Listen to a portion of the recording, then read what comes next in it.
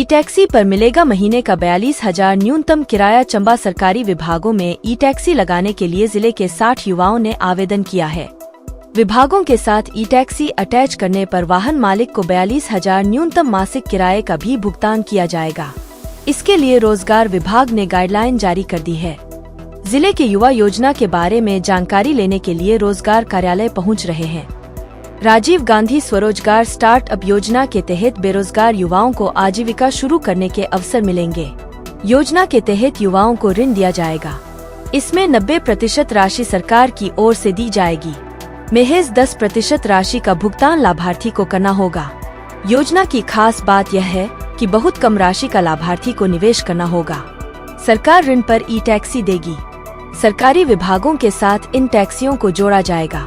प्रदेश सरकार बेरोजगार युवाओं को रोजगार की धारा से जोड़ने का प्रयास कर रही है। इसके तहत सस्ती दरों पर ऋण बेरोजगारों को दिलाने का काम श्रम विभाग करेगा। परिवहन विभाग इन टैक्सियों का पंजीकरण करेगा और सरकारी विभागों में ही इन्हें लगाया जाएगा। हर महीने बेरोजगार युवा टैक्सी से अपनी कमाई कर सकेगा।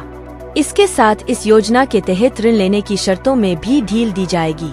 उधर जिला रोजगार अधिकारी चंबा अरविंद सिंह चौहान ने बताया कि योजना के तहत युवाओं को जागरूक किया जा रहा है। सरकारी विभागों में वाहन लगने के बाद न्यूनतम मासिक भुगतान 42,000 रुपए किया जाएगा। 3 साल तक विभिन्न सरकारी विभागों के साथ अटैच रहेंगे। कार्यालय बेरोजगार युवा जानकारी हासिल करने के लिए पहुंच रहे हैं।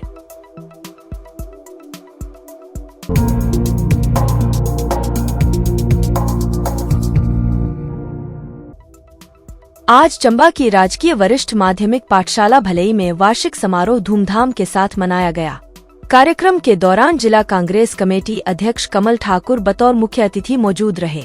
कार्यक्रम का शुभारंभ मुख्य अतिथि द्वारा दीप प्रज्वलन के साथ किया गया। इस दौरान बच्चों द्वारा हिमाचली, पंजाबी, हरियाणवी व चंबयाली गीतों पर नृत्य प्रस्तुत किए गए। वहीं इस दौरान मुख्य अतिथि द्वारा स्कूल की वार्षिक पत्रिका भद्रकाली दिव्यदर्शिका का विमोचन किया गया। कार्यक्रम के दौरान मुख्य अतिथि द्वारा वर्ष भर में अव्वल प्रदर्शन करने वाले छात्रों को सम्मानित किया गया और छात्रों को उनकी उपलब्धियों पर बधाई दी गई। कार्यक्रम के सफल आयोजन पर मुख्य अतिथि कमल ठाकुर द्वारा बच्चों के लिए 11,000 की राशि और स्कूल के जरूरतमंद बच्चों के लिए स्वेटर और जूते देने की घोषणा की गई। वहीं इस दौरान उन्होंने बताया कि पूर्व विधायक आशा कुमारी द्वारा भी स्कूल के वार्षिक समारोह के लिए 11,000 की राशि देने की घोषणा की है। वहीं प्रधानाचार्य द्वारा GS ठाकुर ने कार्यक्रम के सफल आयोजन पर सभी का आभार जताया।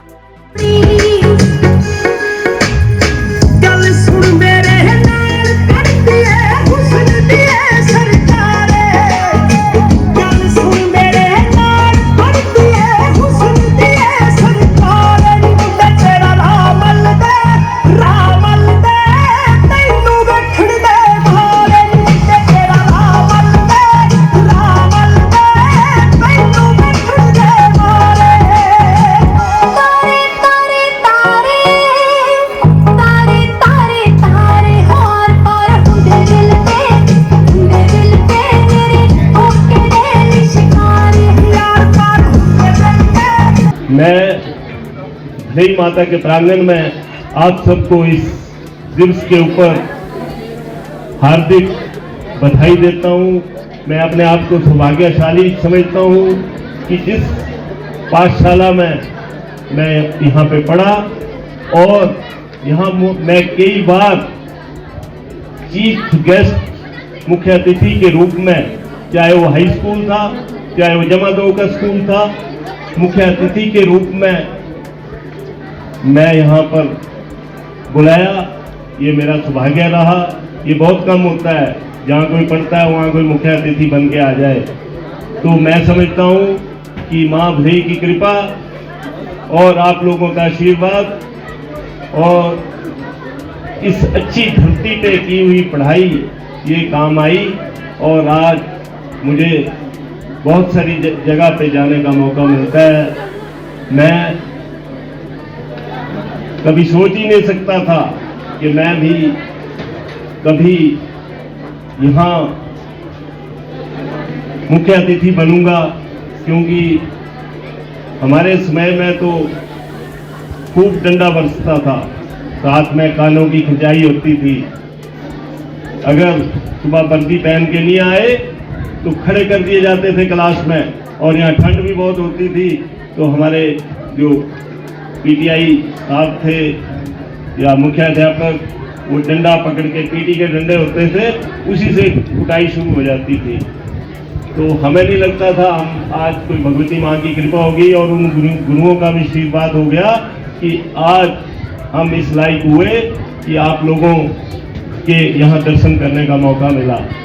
मैं आपके प्रिंसिपल साहब को, इनके स्टाफ को, खन्ना जी को बधाई देना चाहता हूँ कि बहुत अच्छा कार्यक्रम आप लोगों ने यहाँ पे तैयार करवाया। जिन जिन लोगों ने ये कार्यक्रम तैयार करवाया, ये कोई आसान काम नहीं है, तो इनको भी इनका बहुत बहुत धन्यवाद। आज चल रही है, अब पहले कुछ और ही था, अब कोई चिट्टे की बात करते हैं, कोई चर्च की बात हो रही है, कोई कुछ और हो रहा है। तो ये केवल जब तक मृत्यु नहीं होती तब तक ये नशा जो है ये पीछा नहीं छोड़ता।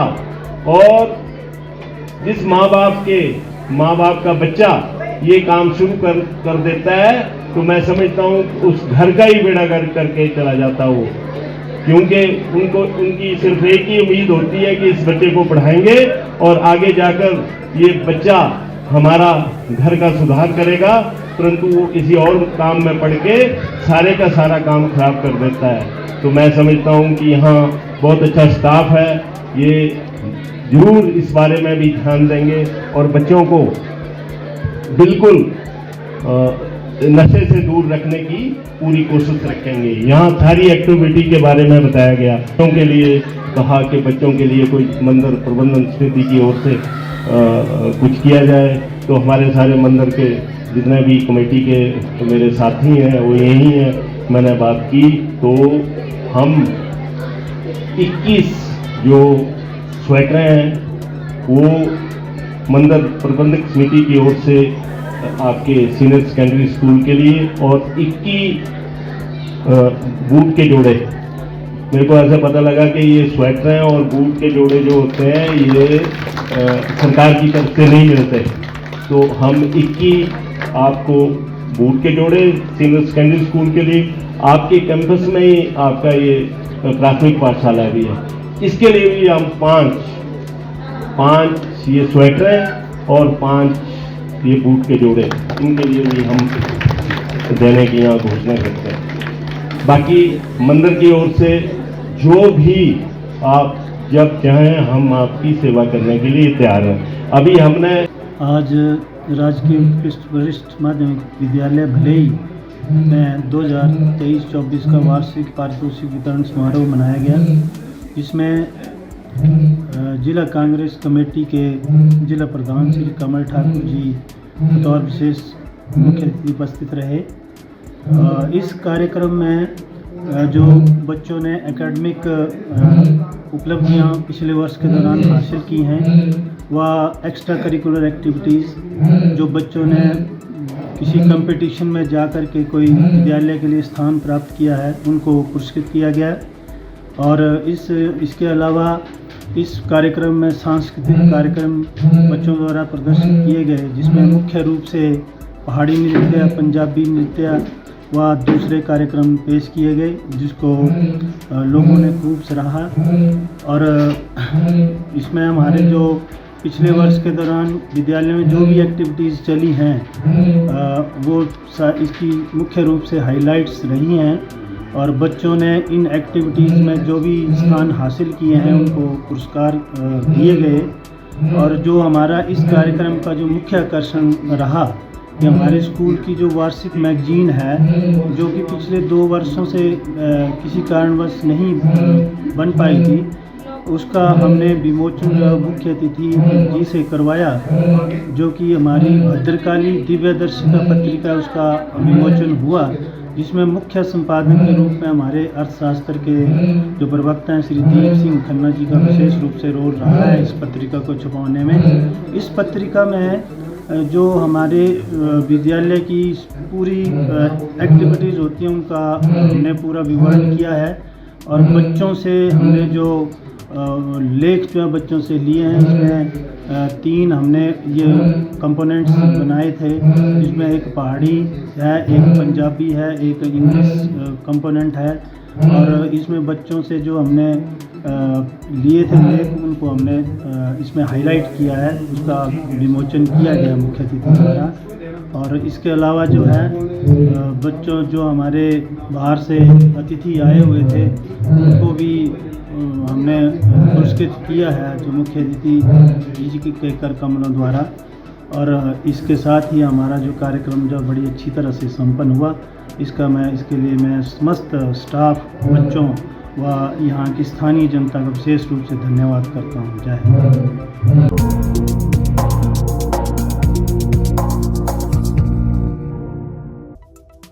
जिला चंबा में साल की पहली बर्फबारी होने से किसानों और बागवानों के चेहरों पर रौनक आई है।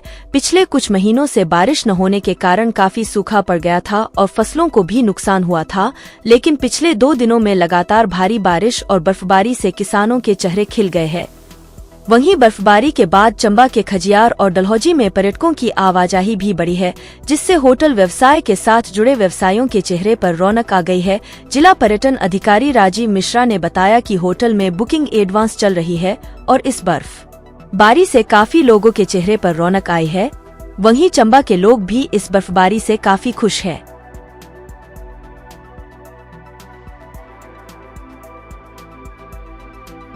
जन्म सिंह ठाकुर, रिटायर्ड डीएसपी जन्म सिंह ठाकुर, मोहल्ला सुल्तानपुर का रहने वाला हूँ। ये जो अभी हाल ही में जो बारिश और बर्फबारी जिला चंबा में हुई है, इससे चंबा के किसान और बागवान बहुत खुश हैं। और जो डलहौजी खजियार में बर्फ पड़ी है, इससे पर्यटकों के आने की भी काफ़ी संभावना है और स्थानीय लोगों को इससे काफ़ी रोजगार मिलेगा।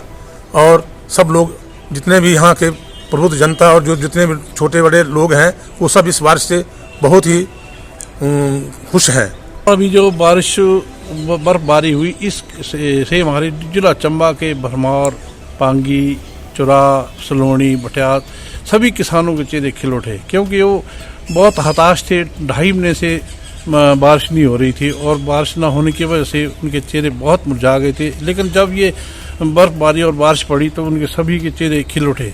और जितने भी होटल व्यवसायी थे वो भी बहुत खुश हैं, क्योंकि उनका व्यवसाय चल पड़ेगा। जैसे हमारा भी होम स्टे, हम भी चाहते थे कि कोई महीने 1.5 महीने से मेरे होम स्टे भी कोई बंदा नहीं आ रहा, क्योंकि डलहौजी भी कोई खाली था और जितने भी सारे खाली चल रहे थे। और अब हमारे जितने भी व्यवसायी हैं, सभी लोग खुश हैं। और जितने किसान हैं पूरे डिस्ट्रिक्ट चंबा के, इस बर्फबारी से बहुत खुश हैं। बहुत उनके चेहरे इस पर बहुत प्रफुल्लित हो चुके हैं कि इस बार हमारा कुछ नहीं, मतलब अपनी फसलों को लेकर कुछ ना कुछ होगा, अदरवाइज तो बहुत मुरझा गए थे। धन्यवाद।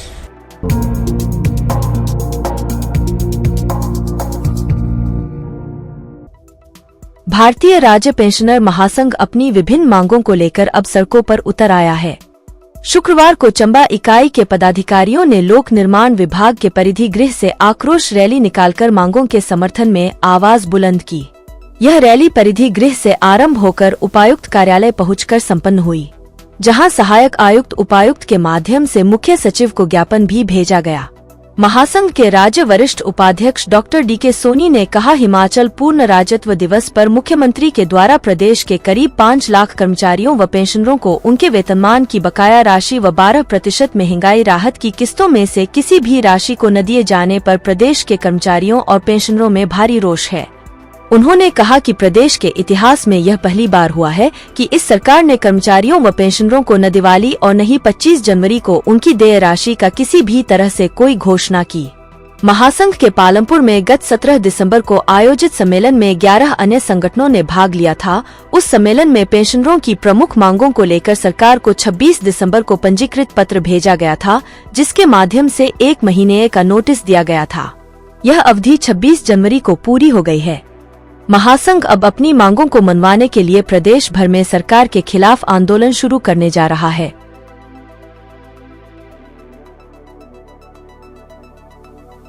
आज हमने सरकार को एक ज्ञापन सौंपा है। इसके संदर्भ में पहले हमारा 17 दिसंबर को पालपुर में सम्मेलन हुआ था और जिसमें भारी संख्या में प्रदेश के पेंशनरों ने भाग लिया था। हमारे भारतीय राज्य पेंशन संघ के अलावा और हमारे 11 संगठनों को में भाग लिया। वहाँ पे एक डिसीजन लिया गया था कि सरकार जो है हमारी पेंशनों की मांगों पर बड़ा उदासीनता रवैया बनाया हुआ है। उसको देखते हुए, इस स्थिति को देखते हुए हमने जो है भारतीय राज्य पेंशन महासंघ की ओर से सरकार को एक नोटिस जो है भेजा था 26 दिसंबर को, जिसकी अवधि जो है 1 महीना के 26 जनवरी को पूरी हो गई है। लेकिन इस महीने के अंदर कभी भी हमारी मांगों को न माना गया, ना कोई हमारे वार्तालाप बुलाया गया, और इससे ये पता लगता है कि सरकार जो है वो कर्मचारी और पेंशन विरोधी है। जैसा कि आप जानते हैं कि दिवाली का त्यौहार हो या 25 जनवरी का हो, सरकार कभी ना कभी हमारे पेंशनों को या कर्मचारियों को कोई ना कोई राशि भत्ता या कोई ऐसा तोहफा जो आप देती आई है। लेकिन इस इतिहास में ये पहली बार हुआ है कि 25 जनवरी को भी कोई भी इसकी प्रकार की कोई फाइनेंशियल जो है घोषणा नहीं की गई है।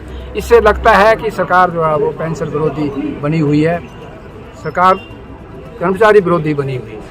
इसके संदर्भ में हमने आज एक ज्ञापन जो है पूरे हिमाचल प्रदेश में सभी जिला हेडक्वार्टरों पर जिलाधीश के महोदय से भेजा है चीफ सेक्रेटरी को, ताकि वो इससे अवगत कराया गया है कि हम अब पेंशन जो इस राशि पड़ाव में बैठे हुए हैं वो भी पेंशनर जो है अब सड़कों पर उतरने को विवश हो गए हैं। तो मैं इसी सर से हमारी जो है आपको पता है हमारी मांगे आज तक जो 3 किस्तें हमारी डीए की ड्यू हो गई हैं, 1200 महंगा भत्ता जो है वो ड्यू है। 2016 से जो वेतनमान हमें के दिया गया था उसका जो एरियर है अभी तक भी किसी को नहीं दिया गया। पिछले सरकार के टाइम में एक किस्त जो है 50,000 की दी गई थी, लेकिन उसके बाद भी आज तक कोई भी पेंशनर को या कर्मचारियों को कोई भी राहत जो है नहीं दी गई। इससे हमारे पेंशनों में और कर्मचारियों में भारी रोष है, पूरे प्रदेश में भारी रोष है कि सरकार के प्रति इतना रोष है कि अब उसमें हम इस प्रेस में अभी विवाह नहीं कर सकते। तो मेरा एक मानने का मतलब है कि हमें कभी बाहर से जो पेंशनर हमारे बुजुर्ग हैं सारे पेंशन वो हम ये मैसेज देते हैं कि अब कब से सरकार हमारी पेंशन की मांगे हमारी पूरी करेगी, कि हम मर जाएंगे तब पूरी करेंगी। ऐसा व्यवहार जो है वो कर्मचारी पेंशन हमारे साथ कर रहे हैं। तो मैं इसी निवेदन से सरकार से निवेदन करूँगा कि हमारा जो आप ज्ञापन दिया उसको विचार करें और हमारी मांगों को सिर पूरा करने का कोशिश करें। धन्यवाद।